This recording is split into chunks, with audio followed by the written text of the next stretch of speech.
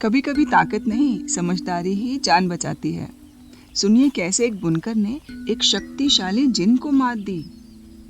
बहुत समय पहले एक छोटे से गांव में सोमनाथ नाम का एक बुनकर रहता था। वह भला इंसान था, लेकिन थोड़ा मूर्ख भी था। एक दिन जब वह अपने करघे के लिए मिट्टी खोद रहा था, उसे एक बड़ा मिट्टी का घड़ा मिला।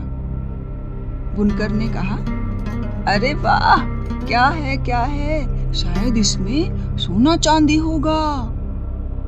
उसने झट से घड़े का ढक्कन खोला और जैसे ही खोला, फुर्र, धुएं का बादल उठा और उसमें से एक विशाल जिन निकल आया। जिन ने बहुत गुस्से में कहा, हा हा हा हा, आखिरकार कोई मुझे आजाद कर गया। अब मैं तुम्हें एक वरदान दूंगा और वो वरदान है तुम्हारी मौत। बुनकर डर कर बोला, क्या वरदान नहीं, श्राप दे रहे हो। जिन तो खुश होकर सोना देता है, मौत नहीं। जिन ने गुस्से में कहा, मैं सैकड़ों सालों से इस घड़े में बंद था। मैंने कसम खाई थी, जो भी मुझे आजाद करेगा मैं उसे मार दूंगा।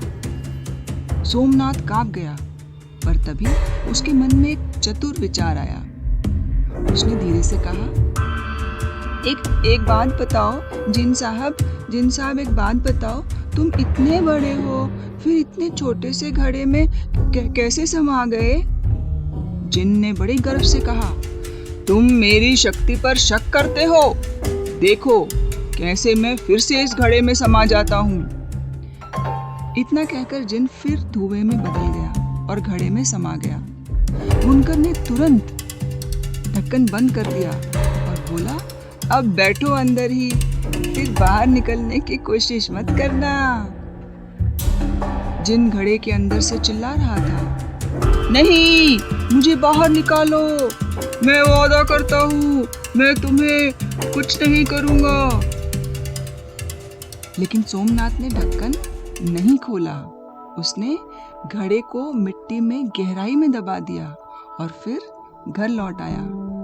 उस दिन के बाद से उसने उस पुराने पेड़ के पास कभी भी कदम नहीं रखा। सीख, कभी कभी समझदारी ताकत से भी बड़ी होती है। अगर आपको ये कहानी पसंद आई तो सब्सक्राइब करें और बेल आइकन दबाएं। और याद रखें, अपने दोस्तों के साथ भी शेयर करें।